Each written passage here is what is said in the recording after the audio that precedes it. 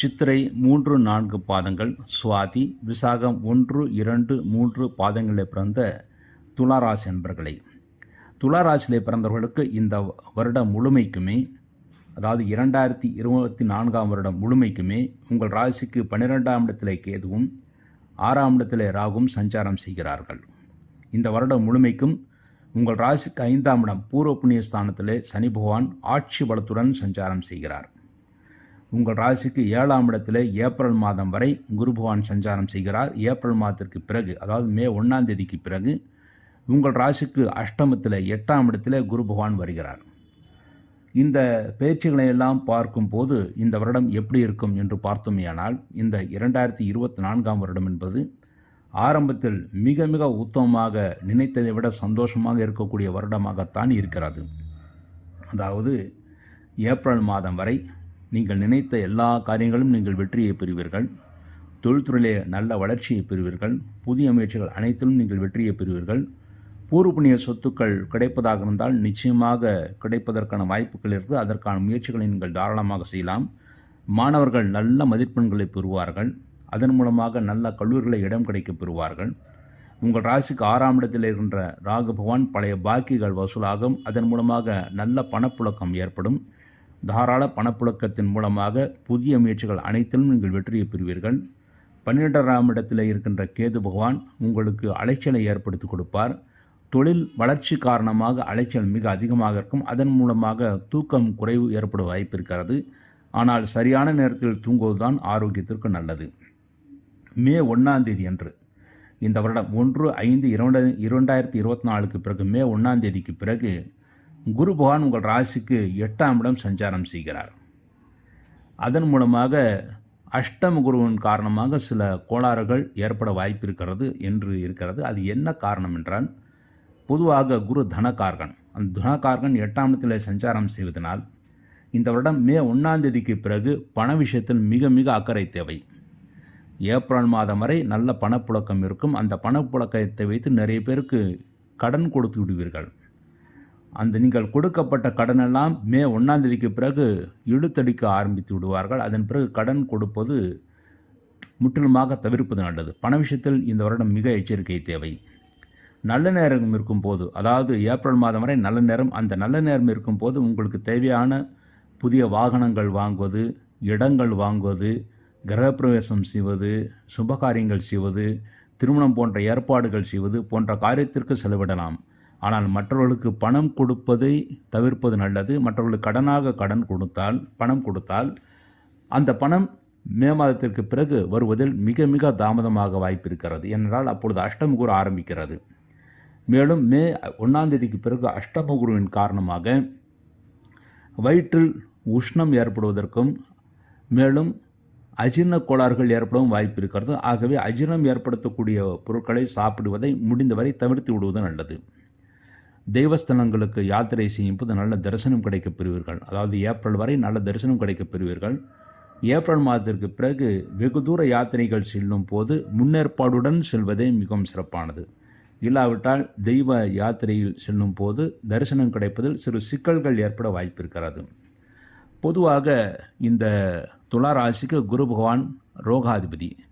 அவர் 8ஆம் இடத்திலே சஞ்சாரம் செய்வது உங்கள் ஆரோக்கியத்தில் இருந்த குறைபாடுகளை எடுத்து கூறுவதற்குத்தான் தவிர நிரந்தரமாக ஆரோக்கிய குறைவு கொடுப்பதற்காக அல்ல. ஆகவே இதுவரை உங்கள் உடலில் ஏதாவது பிரச்சனைகள் இருந்தால் அந்த பிரச்சனைகளை மே 1ஆம் தேதிக்கு பிறகு வெளிக்கொணர்வார். அதன் பிறகு தக்க மருத்துவத்தை அவர் எடுத்துரைப்பார். அந்த தக்க மருத்துவத்தின் மூலமாக உங்கள் ஆரோக்கியம் நிச்சயமாக நன்மை அடையும். ஆக அஷ்டம குரு என்பதனால் பெரிய பாதிப்பு வருமோ என்று நீங்கள் அச்சப்பட வேண்டிய அவசியம் கிடையாது. அந்த அஷ்டம குரு என்ன செய்யும் என்றால், மே 1ஆம் தேதிக்கு பிறகு வருகின்ற அஷ்டம குரு என்ன செய்யும் என்றால், பண விஷயத்தில் சிறிது அக்கறை தேவை. மற்றவர்களுக்கு கடன் கொடுப்பதையோ ஜாமீன் போடுவதையோ தவிர்த்து விடுவது நல்லது. அது தவிர்த்து விட்டாலே மற்றபடி பண விஷயத்தில் பிரச்சனை என்பது எதுவும் இருக்காது. மேலும் அஷ்டம குருவின் காரணமாக ஆரோக்கியத்தில் இதுவரை நீங்கள் உங்கள் ஆரோக்கியத்தில் ஏதாவது குறைபாடுகள் இருந்தால் அந்த உள்ளுக்குள்ளேயே இருக்கிற குறைபாடுகள் எல்லாம் அவர் வெளிக்கொணர்வதன் மூலமாக அந்த பிரச்சனைகள்லாம், ஆரோக்கிய பிரச்சனைகள்லாம் தீர்வதற்குத்தான் வாய்ப்புகள் இருக்கிறதே தவிர நிரந்தரமாக அந்த பிரச்சனைகள் வருவதற்கான வாய்ப்புகள் இல்லை. ஆகவே பொதுவாக ஒன்று சொல்லுவார்கள், கஷ்ட காலம் வருவது எதற்காக என்றால் கரெக்ஷன் என்ட்ரி போடுவதற்கு என்று சொல்லுவார்கள். ஆகவே உங்களுடைய கரெக்ஷன் என்ட்ரி என்பது குருவால் போடப்படும். அதன் மூலமாக உங்களுக்கு எதிர்காலம் சிறப்பாகத்தான் அமையும். உத்தியோகஸ்தர்களுக்கு மே 1ஆம் தேதிக்கு பிறகு இடமாற்றங்கள் ஏற்பட வாய்ப்பு இருக்குது. ஆனால் தொழிலில் பெரிய தொய்வு என்பது ஏற்படுத்தாது. தனியார் கம்பெனியில் வேலை செய்பவர்கள் அதன் பிறகு வேறு கம்பெனிகளுக்கு மாற்றலாகுவார்கள். ஆனால் மாற்றலாகினாலும் நிச்சயமாக தொழில் இல்லாமல் போகும் என்று நீங்கள் எதிர்பார்க்க வேண்டாம். நிச்சயமாக தொழில் இருக்கும். தொழில் மாற்றம் வரும். மே 1ஆம் தேதிக்கு பிறகு தொழில் மாற்றம் வருமே தவிர தொழில் இல்லாமல் போகாது. கவலைப்படுவதற்கு ஒன்றுமில்லை. ஏப்ரல் மாதம் வரை மாணவர்கள் நல்ல மதிப்பெண்களை பெறுவார்கள். அதன் பிறகு மிகவும் கருத்துடன் படித்தால் மட்டுமே நல்ல மதிப்பெண்களை பெற முடியும். மாணவர்கள் மற்றவர்களுடன் கலந்து ஆலோசித்து, மற்ற நண்பர்களுடன் கலந்து ஆலோசித்து நீங்கள் படிப்பதை விட நீங்களாக படித்தாலே நிச்சயமாக நல்ல மதிப்பெண்களை பெற முடியும். மற்றவர்களுடன் கலந்து ஆலோசிக்கும் போது அவர்களுடைய சிந்தனை வேறாக இருக்கும், உங்களுடைய சிந்தனை வேறாக இருக்கும். அவர்கள் இந்தந்த பாடங்களெல்லாம் வராது, பரீட்சையில் வராது, கேட்க மாட்டார்கள் என்று சொல்லுவார்கள். ஆனால் உங்களுக்கு நன்றாக தெரியும் அது கேட்பார்கள் என்று.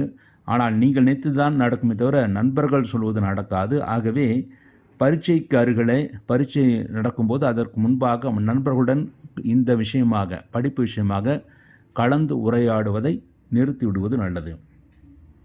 அடுத்து இந்த வருடம் பரிகாரமாக இந்த துளாராசியிலே பிறந்து சித்திரை 3-4 பாதத்திலே பிறந்தவர்கள் அவசியம் ஒரு முறை சக்கரத்தாழ்வாருக்கு ஜனவரி அல்லது பிப்ரவரி மாதம் உங்கள் ஜென்ம நட்சத்திரத்திலே அபிஷேகம் செய்வது மிகவும் சிறப்பானது. சுவாதி நட்சத்திரத்திலே பிறந்தவர்கள் அவர்கள் நரசிம்மரை வழிபாடு செய்வது மிகவும் சிறப்பானது. முக்கியமாக ஒரு முறை அரக்கோணம் அருகிலே இருக்கின்ற ஷோலிங்கர் என்ற ஊருக்கு சென்று அங்கே நரசிம்மருக்கு ஒரு பெரிய மலையும் ஆஞ்சநேயருக்கு சிறிய மலையும் இருக்கிறது. அந்த 2 மலைகளையும் ஒரு முறை தரிசனம் செய்துவிட்டு வருவது மிகவும் சிறப்பானது. இந்த 2 மலைகளை தரிசனம் செய்வதன் மூலமாக துளாராசியிலே பிறந்து சுவாதியிலே பிறந்தவர்கள் நன்மைகளை இந்த வருடம் முழுமைக்கும் அனுபவிப்பார்கள். அடுத்து விசாகம் 1, 2, 3 பாதங்களில் பிறந்த அந்த துளாராசி அன்பர்கள் ஒரு முறை துர்க்கையம்மன் அல்லது காளியம்மனுக்கு எலுமிச்சை மாலை இந்த வருடம் ஜனவரி அல்லது பிப்ரவரி மாதத்துமே போட்டுவிட்டால் இந்த வருடம் முழுமைக்கும் நன்மைகளை அடைவார்கள் என்பது நிச்சயம். அடுத்து இந்த துளாராசியில் பிறந்த அத்தனை பேரும் மே 1ஆம் தேதிக்கு பிறகு மாணவர்கள் நல்ல மதிப்பெண்களை பெறுவதற்காக ஒரு முறை வியாழக்கிழமை என்று திருவஹீந்திபுரம், அதாவது திருவந்திபுரம் என்ற ஊருக்கு சென்று லக்ஷ்மி ஹைகிரி வரையும் அல்லது கும்பகோணம் அருகில் இருக்கின்ற ஆலங்குடி சென்று தட்சிணாமூர்த்தியும் வணங்குவது மிகவும் சிறப்பானது. தொழிலிலே முன்னேற்றம் பெற விரும்புபவர்கள், அதாவது தொழில் செய்து கொண்டிருப்பவருக்கும் இந்த துளாராசி அன்பர்கள் ஒரு முறை வியாழக்கிழமை என்று மே 1ஆம் தேதிக்கு பிறகு வியாழக்கிழமை என்று திருச்செந்தூர் சென்று அங்கே இருக்கின்ற தட்சிணாமூர்த்தியும் முருகப்பெருமானையும் வணங்குவது மிகவும் சிறப்பானது.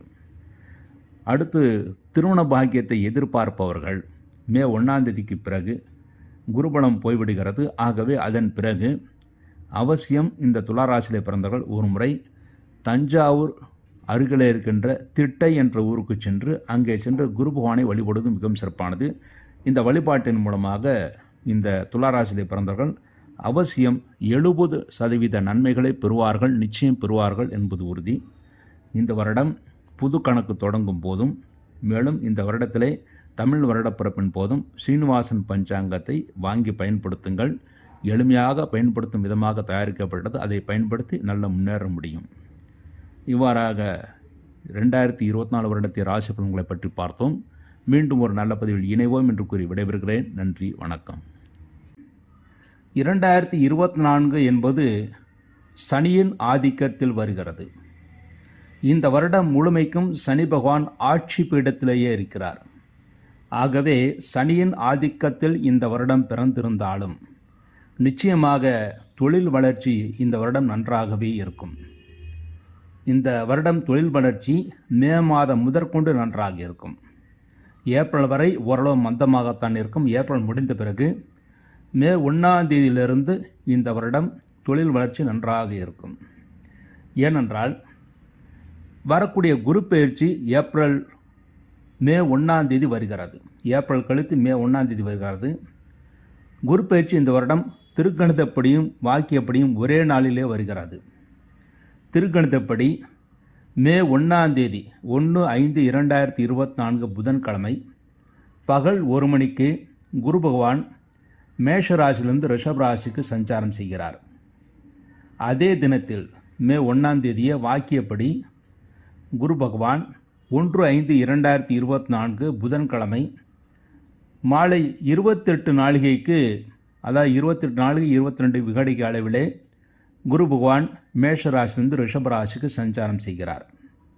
அதன் மூலமாக ரிஷபராசி சுக்கிரனுடைய வீடு.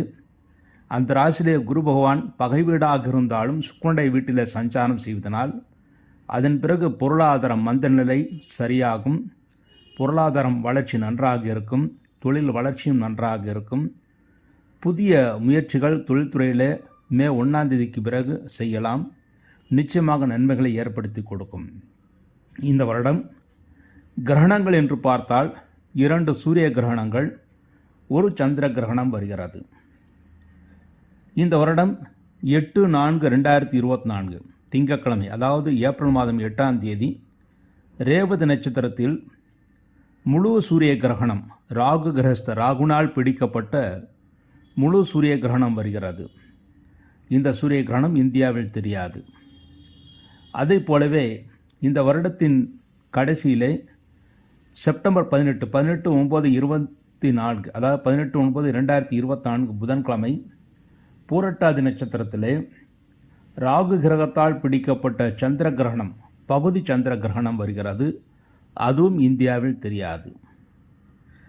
அடுத்து அக்டோபர் 2/10/2024 புதன்கிழமை என்று ஹஸ்தம் நட்சத்திரத்தில் நிகழ்கின்ற பகுதி சூரிய கிரகணம், அதுவும் இந்தியாவில் தெரியாது. ஆக இந்த வருடத்தில் 2 சூரிய கிரகணம், 1 சந்திர கிரகணம், இந்த 3 கிரகணங்களும் இந்தியாவில் தெரியாது. இந்தியாவில் இந்த கிரகணம் தெரியாதனால் எந்த சடங்கும் தேவையில்லை, எந்த சம்பிரதாயம் தேவையில்லை. ஆனால் கிரகணங்கள் இந்த வருடம் ஐரோப்பியத்திலே, அதாவது ஐரோப்பா நாட்டிலே அதிகமாக தெரியப்பட இருக்கிறது. ஆகவே அந்த பகுதியிலே இந்த வருடம் சேதாரங்கள், பிரச்சனைகள், குழப்பங்கள், இயற்கையினால் வரக்கூடிய பிரச்சனைகள் அனைத்தும் இந்த வருடம் ஐரோப்பா, அமெரிக்கா போன்ற நாடுகளில் நிகழும். ஆனால் இந்தியாவில் பெரிய அளவில் எந்த சேதாரங்களும் இருக்காது. இந்த வருடம் மழை அதிகமாகவே பொழியும். சென்ற வருடத்தை விட இந்த வருடம் மழை அதிகமாகவே பொழியும். நாடு இந்தியா முழுவதுமாக சுபிட்சமாகவே இருக்கும். இந்த வருடம் தொழில் வளர்ச்சி சென்ற வருடத்தை விட மிக அதிகமாக இருக்கும். அதுவும் மே மாதம் 1 குரு பயிற்சிக்கு பிறகு மிக அதிகமான தொழில் வளர்ச்சி இருக்கும். ஜிஎஸ்டி வரி வசூல் கூட மிக அதிகமாகவே இந்த வருடம் இருக்கும். இந்த வருடம் ஏப்ரல் மாதம் வரை, அதாவது ஏப்ரல் 30 வரை ஆண் குழந்தைகள் அதிகமாக பிறப்பார்கள். மே மாதம் 1 பிறகு, அதாவது சுக்கிரனுடைய வீட்டில் குரு பகவான் சஞ்சாரம் செய்த பிறகு பெண் குழந்தைகள் அதிகமாக பிறப்பார்கள்.